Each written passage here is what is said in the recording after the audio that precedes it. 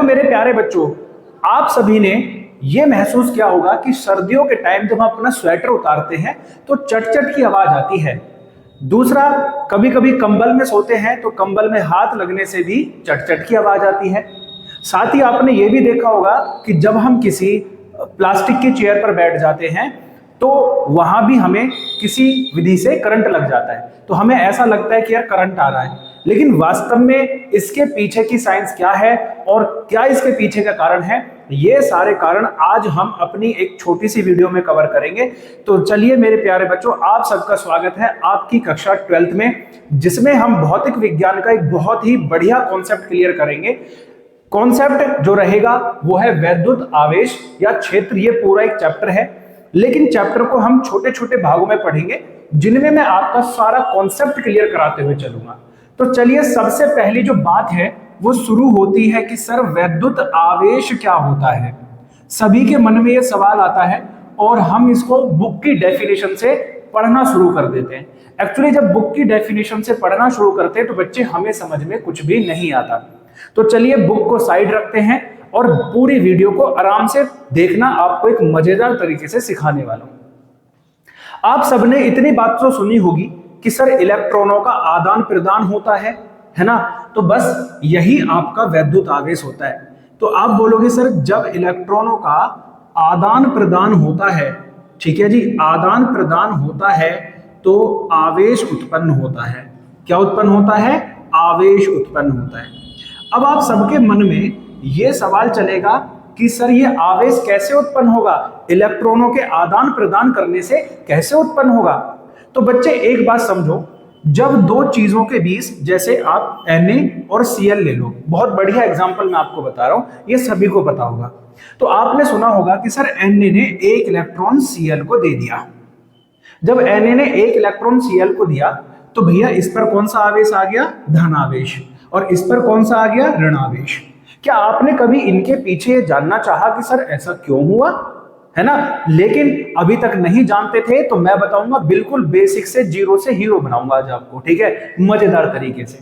तो आप बोलोगे सर Na के पास थे 11 इलेक्ट्रॉन, अब इसके हमें अष्टक पूरा करना होता है तो एक इलेक्ट्रॉन ये एक्स्ट्रा रखता है और एक इलेक्ट्रॉन ये दूसरे को दे देता है।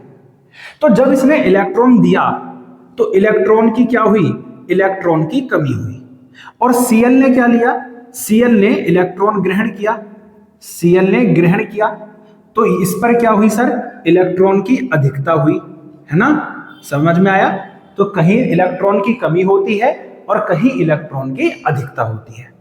तो जब इलेक्ट्रॉन की कमी होती है तो वहां धनावेश आता है, ठीक है जी। जब इलेक्ट्रॉन की कमी होती है तो धनावेश आता है और जब इलेक्ट्रॉन की अधिकता होती है तो ऋणावेश आता है। बात समझ में आ गई? तो इलेक्ट्रॉन की कमी से धनावेश बन जाता है और इलेक्ट्रॉन की अधिकता से ऋणावेश बन जाता है।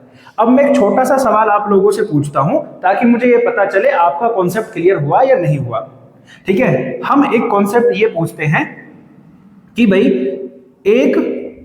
एक वस्तु पर 5 इलेक्ट्रॉन की कमी है ना? सोचना, एक वस्तु पर 5 इलेक्ट्रॉन की कमी है तो उस पर आवेश होगा, उस पर आवेश होगा, ठीक है। बताओ कौन सा आवेश होगा? पहला सर जी ऋणावेश होगा, ठीक है। दूसरा सर जी धनावेश होगा, ठीक है।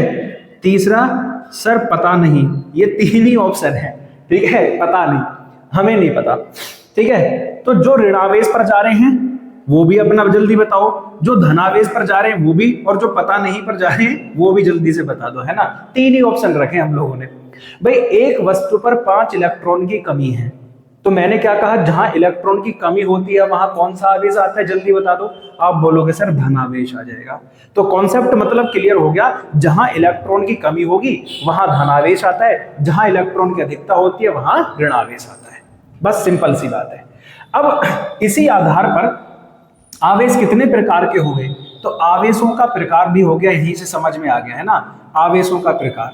तो आप बोलोगे सर आवेश तो 2 प्रकार का हो गया, पहला हो गया धनावेश और दूसरा हो गया ऋणावेश। बताओ ऐसा कोई भी टॉपिक है जो आपको क्लियर नहीं हो रहा? सर जी यहीं से समझ में आ रहा था, एक होता है धनावेश, एक होता है ऋणावेश। अब ये इलेक्ट्रॉनों का आदान प्रदान से हमें ये पता चला कि सर आवेश दो प्रकार के होते हैं, एक धन और एक ऋण। ठीक, इतना समझ में आया? अच्छा, अब कॉन्सेप्ट है कि सर आवेश और कितने प्रकार से उत्पन्न हो सकता है।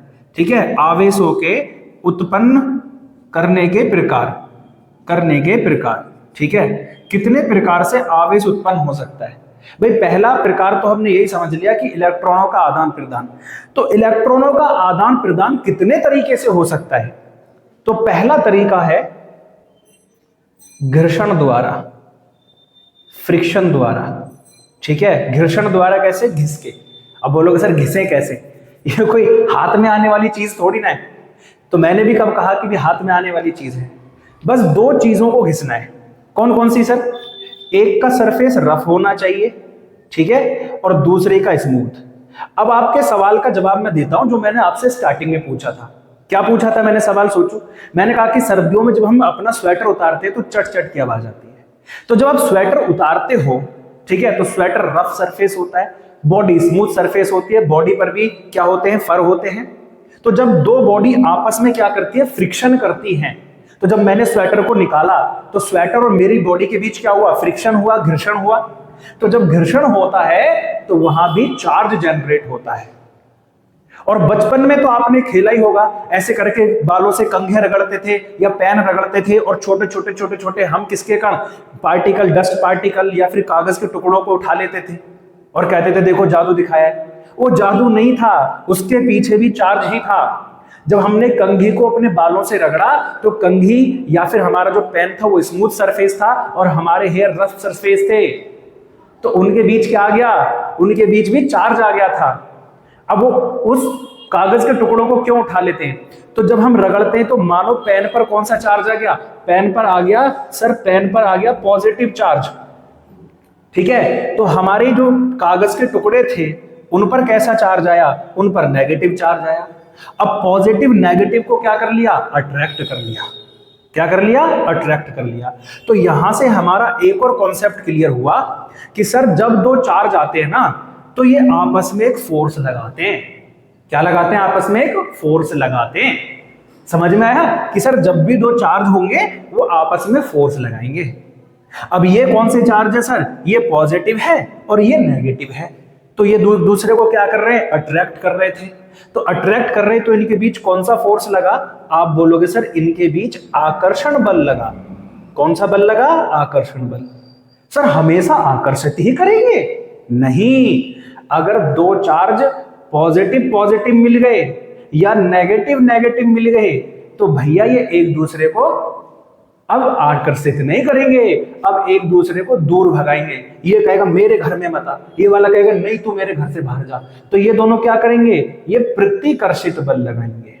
कौन सा बल लगाएंगे? प्रतिकर्षित। तो यानी दो चार्ज आपस में बल भी लगाते हैं। ठीक है, ये भी हमें पता चला। ठीक है, तो आइए हम पहले विधियों पर काम कर रहे थे। पहली विधि घर्षण द्वारा, दूसरी विधि है प्रेरण द्वारा। किसके द्वारा? प्रेरण द्वारा। ये सर प्रेरण क्या है ये समझ में नहीं आया है ना? प्रेरण क्या है सर? तो मेरे भाई प्रेरण का मतलब ये होता है, समझ के चलो मेरी बात को। ठीक है भाई, मैं पढ़ने वाला बच्चा, दूसरा ना पढ़ने वाला बच्चा। कभी तुमने ऐसा भी देखा होगा कि यार जो ना पढ़ने वाला बच्चा है वो पढ़ना शुरू कर देता है। ऐसा बहुत कम होता है, लेकिन इसका उल्टा जरूर होता है। मान लो कोई शैतान बच्चा है और वो पढ़ता नहीं है, पूरे दिन खेलता रहता है ना, यार दोस्तों से बात करता है, लेकिन फिर भी वो पास हो जाता है। तो जो पढ़ने वाला बच्चा है ना वो भी उसकी तरह, अरे मैं भी मौज करूंगा, मैं भी ना पढ़ रहा, मैं भी पास हो ही जाऊंगा। ऐसे बहुत जल्दी होते हैं ना, सीधा सीधा कोई नहीं होता। तो मेरे भाई ऐसे ही होता है कि एक तो चार्ज बॉडी है, चार्ज मतलब जिस पर पहले से ही चार्ज है। अब उसके पास में कोई अनचार्ज बॉडी आ गई जिस पर चार्ज ही नहीं है, तो वो अनचार्ज बॉडी भी चार्ज हो जाती है ना? मजेदार चीज कि सर अनचार्ज बॉडी भी चार्ज हो जाएगी। हाँ, यही तो दिमाग का खेल है। देखो ये है हमारे पास में अनचार्ज, ये चार्ज बॉडी है इसे, ठीक है ऐसे। अब हम एक अनचार्ज बॉडी को इसके पास ले आए, है ना, इसके पास ले आए, तो ये जो अनचार्ज बॉडी है ये भी चार्ज हो जाएगी, यानी आवेशित हो जाएगी। बराबर और विपरीत आवेशित होगी। कैसे होगी? बराबर और विपरीत आवेशित हो जाएगी। जितना इस पर चार्ज है उतना ही इस पर भी आ जाएगा, लेकिन अपोजिट चार्ज आ जाएगा। जैसे आप कामयाब होते हो तो पड़ोसी तो जलेंगे, जितने ज्यादा कामयाब पड़ोसी उतने जलेंगे, जितने ज्यादा कामयाब पड़ोसी उतने जलेंगे। तो आप पॉजिटिव हो रहे हो, पड़ोसी नेगेटिव हो रहा है, उनमें प्रेरण हो रहा है, बस यही ध्यान रखना, ठीक है। तो बस ध्यान रखना, पहली विधि घर्षण द्वारा, दूसरी विधि प्रेरण द्वारा, तीसरी विधि स्थानांतरण द्वारा, ठीक है जी, स्थानांतरण द्वारा। स्थानांतरण क्या है सर? भाई एक बॉडी हमारे पास चार्ज थी और ये हमारे पास अनचार्ज थी, अब मैंने इसको तार से जोड़ दिया, तो भाई चार्ज वाली बॉडी अनचार्ज बॉडी को भी अपना चार्ज देगी। कब तक देगी? जब तक दोनों पर बराबर चार्ज ना हो जाए, जब तक दोनों पर बराबर चार्ज ना हो जाए, है ना, बराबर ना हो जाए, तब तक ये देती रहेगी देती रहेगी देती रहेगी, और जैसी बराबर हो जाएगा फिर रुक जाएगी। सर स्थानांतरण में भी क्या पॉजिटिव नेगेटिव आएगा? ना ना ना ना मेरे बच्चा, ये दे रहा है ना अपना चार्ज इसको बेचारे को, अगर इस पर पॉजिटिव था तो इस पर भी कैसा आएगा? पॉजिटिव ही आएगा। लेकिन ये तो जल भुन रहे थे, ये तो जल भुन रहे थे ना, जैसे हमारे पड़ोसी जल भुन जाते हैं, ये थोड़ी जल भुन रहा है, ये तो बेचारे से सहारा दे रहा है, सहारा दे रहा है, तो ये इससे जलेगा थोड़ी ना, है ना। ये तो इसको कहेगा अरे भैया मेरी नौकरी लगवा दी तुमने, बड़ा उपकार कर दिया मुझ पे, है ना। तो ये तो इसे भैया शाबाशी देगा, है ना। तो इसलिए 3 विधियों द्वारा आवेश उत्पन्न होता है। पहला हो गया घर्षण द्वारा, दूसरा हो गया प्रेरण द्वारा, तीसरा हो गया स्थानांतरण द्वारा। समझ में आ गया मेरी बात, है ना। तो ये आवेशों का पूरा खेल है कि आवेश कैसे कैसे उत्पन्न होता है, यानी इनके द्वारा भी इलेक्ट्रॉन का आदान प्रदान होता है, इसीलिए आवेश उत्पन्न होता है, ठीक है। और अब एक सवाल है, जैसे मैंने बताया कि हम स्वेटर निकालते हैं तो आवेश उत्पन्न होता है, ऐसी कोई 3 विधि मुझे बताना आप लोग जिनके द्वारा आवेश उत्पन्न होता है। एक और विधि मैं बता दे रहा हूं आपको, जैसे कंघी रगड़ी थी हम लोगों ने बालों से, वहां से भी आवेश उत्पन्न हुआ था, 2 तरीके बता दिए। तीसरा आप सोच के बताओ, मैंने कंबल और हाथ वाला भी बताया था, 3 मैंने बता दिए। अब 1-2 और सोच के बताओ कि कौन कौन सी विधि द्वारा आवेश उत्पन्न हो सकता है ऐसे, ठीक है ना। अब आगे की बात करते हैं कि सर आवेश कैसी राशि है, ठीक है, आवेश का मात्रक क्या होता है, आवेश का गुण क्या होते हैं, ये सारे टॉपिक क्लियर करेंगे और कैसे क्वेश्चंस इनसे बोर्ड में पूछे जाते हैं और न्यूमेरिकल कहां कहां से आते हैं। तो पहले सवाल तो यही पूछे जा सकते हैं आप लोगों से, इंपॉर्टेंट चीजें हैं। एक होता है क्वांटीकरण। अब जरा सोचो, मैं उसे पढ़ाऊंगा, लेकिन उससे पहले एक बात बताओ, आप कभी बनिए की दुकान पर गए हैं या फिर किसी फ्रूट वाले की दुकान पर गए, आपने उससे मांगा केला, उसने बोला भैया इतने रुपए दर्जन है। अब आपने बोला जी मुझे तो आधा केला दे दो, कभी वो आधा केला दे सकता है आपको, है ना। आप बोलोगे सर कैसी बातें कर रहे हो, बिल्कुल सही बात है भैया, आधा केला देगा ही नहीं, जब भी देगा आपको पूर्ण रूप से ही केला देगा, है ना। 6 ले लो, 8 ले लो, 10 ले लो, 12 ले लो, कभी वो आधा केला नहीं देगा। क्यों नहीं देगा? इसके पीछे भी रीजन क्या है, यहां छुपा हुआ है। तो आइए समझते हैं वो क्या रीजन है, ठीक है। अब हम पढ़ेंगे आवेश का मात्रक क्या होता है। तो आवेश का मात्रक हम लोग जानते हैं भाई, मात्रक किसे कहते हैं, ये हम 11th क्लास में अच्छा पढ़ते आए थे। फिर भी मैं बता देता हूं कि भौतिक राशियों को जब मापते हैं तो किसी क्वांटिटी में ही मापते हैं, उसका नाम होता है मात्रक, ठीक है। तो आवेश का जो मात्रक है वो है कूलाम, ठीक है। क्या है? कूलाम, इंग्लिश में कूलम कह देते हैं इसको, ठीक है। कूलाम होता है। कूलाम कौन है? साइंटिस्ट है, उनका नाम है ये, ठीक है। एक साइंटिस्ट है, उनका नाम है कूलाम। उन्होंने अपने आधार पर ही रखा था इसका नाम कि आवेश का मात्रक हो जाएगा कूलाम, ठीक है। क्योंकि आवेशों का जो परिपूर्ण अध्ययन है वो इन्होंने किया है, इसके बल के बारे में सब इन्होंने ही बताया, इसलिए इसका मात्रक क्या होता है? कूलाम होता है। अच्छा जी, दूसरी बात, ये कैसी राशि है, कैसी राशि है और क्यों, ठीक है। कैसी राशि है और क्यों, इसके ऊपर बहुत सारे सवाल पूछे गए हैं, आप उठाकर देखना, है ना, आपको एकदम कॉन्सेप्ट क्लियर करके जाएंगे। तो वैसे तो आवेश जो है बेटा, भाई आवेश को जब बनाते हो पहले बनाना सीखो। जैसे मान लो एक प्लस आवेश है, तो प्लस आवेश को आप ऐसे लिखोगे मेरे बच्चे, ध्यान से समझना, है ना। कोई ऐसा कॉन्सेप्ट नहीं समझाऊंगा जो आपके दिमाग से बाहर जाए, ठीक। तो आपको ये लंबी लंबी रेखाएं सी निकलती आ रही हैं, इन्हें बल रेखाएं कहते हैं। आगे वाले टॉपिक में हम इन्हें कवर कराएंगे जब वैद्युत क्षेत्र पढ़ा रहे होंगे, ठीक है। तो ये जो बल रेखाएं हैं ये क्या बता रही हैं? ये दिशा बता रही हैं, ठीक है। और भाई आवेश लिखोगे तो जैसे मैंने कहा 5 इलेक्ट्रॉन की कमी है तो प्लस का 5, 5 इलेक्ट्रॉन की अधिकता है तो माइनस का 5 आ जाएगा, है ना। तो ये मान लो प्लस का 5 है, तो भाई इसके पास परिमाण भी है और साथ में क्या है? दिशा भी है, दोनों चीजें हैं। तो आपको लगेगा कि ये कैसी राशि होना चाहिए, आप बोलोगे सदिश राशि होना चाहिए, परंतु यह सदिश राशि नहीं है, यह अदिश राशि है। सवाल ये है, ठीक है। अब ऐसे ही क्वेश्चन आपसे बोर्ड में पूछ लेगा कि बताइए आवेश कैसी राशि है और क्यों है, तो यही सवाल उठ कर आ गया। लेकिन मैंने कहा आपको बहुत बेहतरीन से कॉन्सेप्ट क्लियर कराऊंगा। क्यों? जनरली ऐसी राशियों को हम टेंसर राशि कहते हैं। कौन सी राशि कहते हैं? टेंसर राशि, यानी जिनमें दिशा भी होती है और परिमाण भी होता है, परंतु फिर भी वे अदिश राशि होती है, तो उन राशियों को हम टेंसर कह देते हैं। लेकिन हम 12th क्लास में इस राशि को पढ़ते ही नहीं है, तो इसलिए हम इसे क्या कह देते हैं? अदिश राशि। ये आगे के टॉपिकों में आती है, जब बीएससी वगैरह में जाते हैं तो ये समझ में आती है। लेकिन तो हमारा टॉपिक क्या है कि सर हमें तो सदिश और अदिश ही पता है, तो हम बताओ क्या लिखेंगे? हम लिखेंगे अदिश। अब सवाल ये है कि क्यों? हम तो नहीं मान रहे सर जी, मनवाओ हमें जबरदस्ती। तो जबरदस्ती ऐसे मनवाएंगे, देखो मैंने कहा ना इसको टेंसर कहते हैं, लेकिन टेंसर हमारे सिलेबस में है नहीं, तो अदिश कहेंगे। अब क्यों कहेंगे? तो आप बोलोगे सर जिन राशियों में दिशा और परिमाण दोनों हो, दिशा और परिमाण दोनों हो, ठीक है, परंतु दोनों हो, परंतु भैया क्या हो? दिशा निश्चित ना हो, दिशा निश्चित ना हो, ठीक है। जिन उनमें दिशा भी है परिमाण भी है, लेकिन दिशा निश्चित नहीं है, ठीक है। जब दिशा निश्चित नहीं है तो उन्हें अदिश ही माना जाता है। क्या माना जाता है? अदिश ही माना जाता है। इसलिए ये कैसी राशि है? अदिश राशि है। जब हम माइनस का आवेश बनाएंगे तो माइनस का आवेश कुछ ऐसे रहता है, इसकी बल रेखाएं अंदर की ओर होती है। इनके बारे में भी कॉन्सेप्ट क्लियर कराएंगे आपको कि अंदर क्यों होती है, बाहर क्यों होती है। पहले आप यहाँ कॉन्सेप्ट क्लियर करो आवेश के बारे में, एक एक छोटी छोटी चीज जो आपको शायद कहीं और देखने के लिए ना मिले। मतलब ऐसे कॉन्सेप्ट क्लियर कर लो जैसे 3 डिजिट वाला है ना भाई, समझते हुए चलो, समझना ही फिजिक्स है ना, कोई डरना वरना नहीं भाई। तो आपने समझा कि सर आवेश का मात्रक कूलाम है, कैसी राशि है? अदिश राशि है। क्यों है? उसके पीछे का रीजन भी समझा। अब आवेशों के पास कुछ गुण होते हैं, है ना, आवेशों के गुण होते हैं, आवेशों के गुण, यहां से सवाल बनते हैं और अच्छे खासे सवाल बनते हैं। पहला गुण होता है कि सर आवेश जो है बल लगाते हैं, बल लगाते हैं, है ना। छोटे छोटा लिखूंगा मैं, लेकिन समझाऊंगा ज्यादा।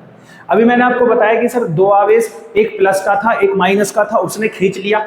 हमने बहुत सारी बॉडीज देखी, है ना, जैसे हम पेन अपना रगड़ते थे और फिर कागज को छोटे छोटे टुकड़ों को उठा लेता था। तो क्यों उठा रहा था? क्योंकि बल लगा रहा था। क्या लगा रहा था? बल लगा रहा था, ठीक है। तो क्योंकि आवेश बल लगाते हैं तो ये उनका एक गुण हो गया। अब कैसा बल लगाते हैं? तो आप बोलोगे सर आकर्षण बल भी लगाते हैं और प्लस में प्रतिकर्षण बल भी लगाते हैं। दोनों तरह के बल लगाते हैं, आकर्षण भी और प्रतिकर्षण, दोनों तरीके के बल लगाते हैं। दूसरा क्या है सर?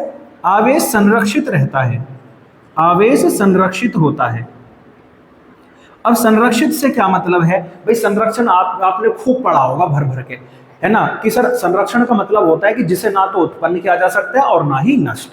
तो हम भी यही कह रहे हैं कि आवेशों को ना तो उत्पन्न किया जा सकता है और ना ही नष्ट किया जा सकता है। तो अब आपके मन में सवाल बनेगा, सर अभी तो आपने कहा कि आवेश को उत्पन्न करने की 4 विधियां बता दी आप लोगों ने। तो मैं यही कह रहा हूं बेटा, हमने उत्पन्न तो किया, लेकिन जब एक बॉडी को दूसरी बॉडी से अलग करते हैं तो आवेश उत्पन्न होता है, सीधी बात है। तो जितना आवेश पहली बॉडी पर आया उतना ही आवेश दूसरी बॉडी पर आया, और पहली वाली पर यदि प्लस आया तो दूसरी वाली पर माइनस आया।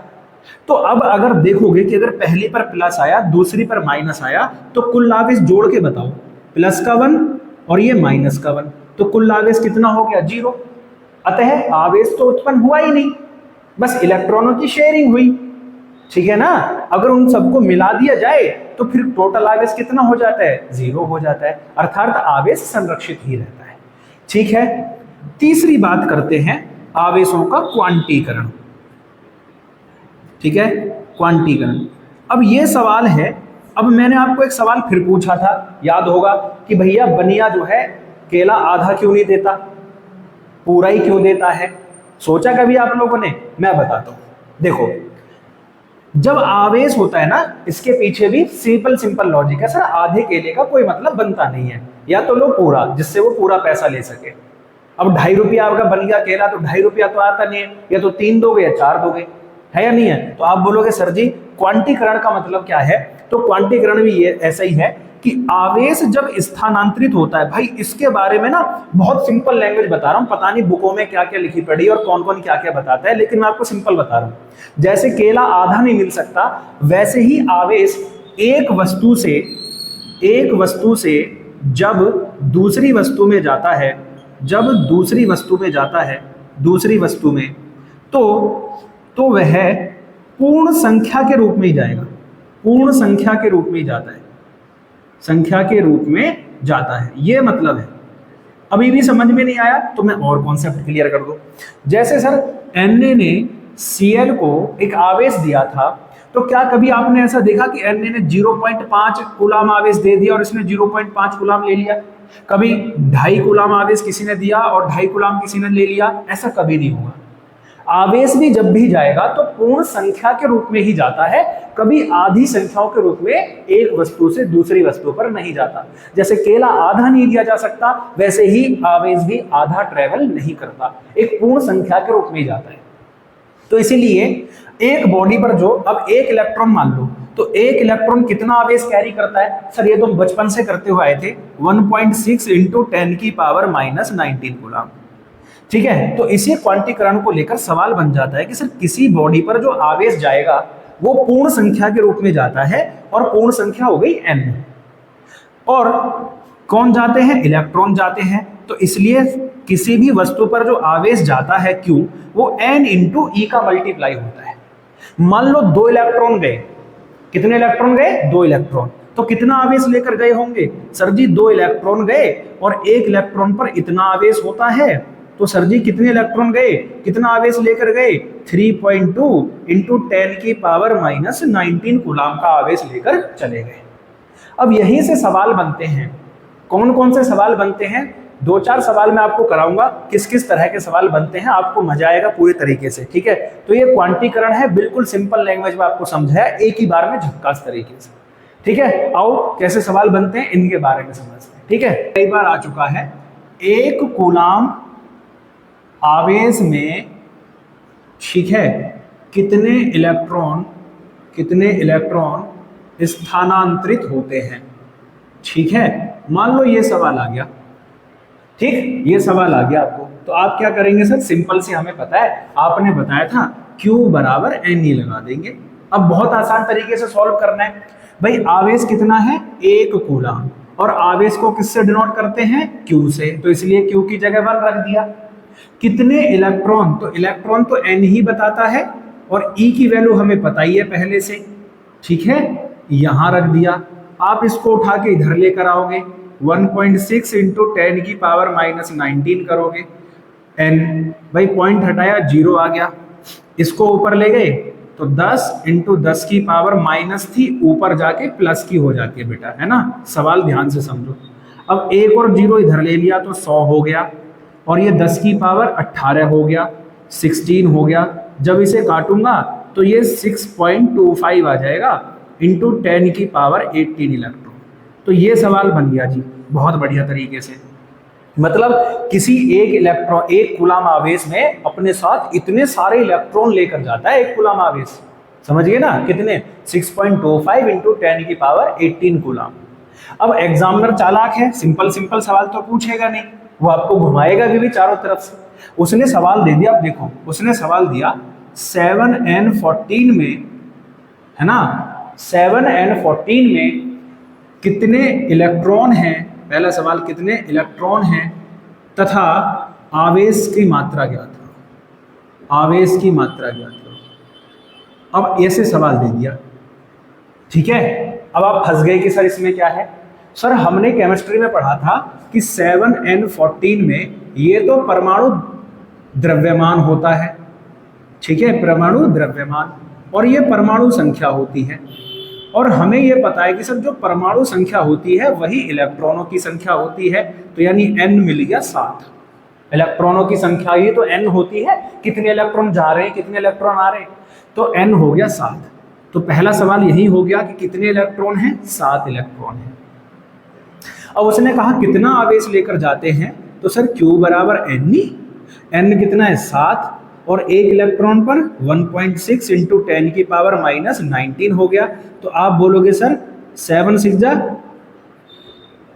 112 इंटू 10 की पावर माइनस 19 कूलाम। ठीक है, इतने कूलाम का चार्ज वो लेकर जाएगा। तो सवाल एकदम बेहतरीन है, समझ में आया, एकदम मजेदार तरीके से सवाल आपको समझ में आएंगे। अब एक सवाल मैं आपसे पूछता हूं, क्वेश्चन नंबर 3, क्या किसी वस्तु पर 3.2 इंटू 10 की पावर माइनस 19 कूलाम आवेश आ सकता है? आवेश आ सकता है? आप मुझे बताओ, आवेश आ सकता है? हाँ या ना में आंसर देना है, हाँ या ना में आंसर देना है, और इसको कमेंट में आपको बताना है, और जो बच्चा बताएगा उसको हम लाइक करेंगे। ठीक है, तो ये हो गया आपका कॉन्सेप्ट आवेश का। बहुत सिंपल और बहुत साधारण तरीके से आपको समझाया है। अगर मजा आया हो तो वीडियो को लाइक, शेयर और सब्सक्राइब कर देना।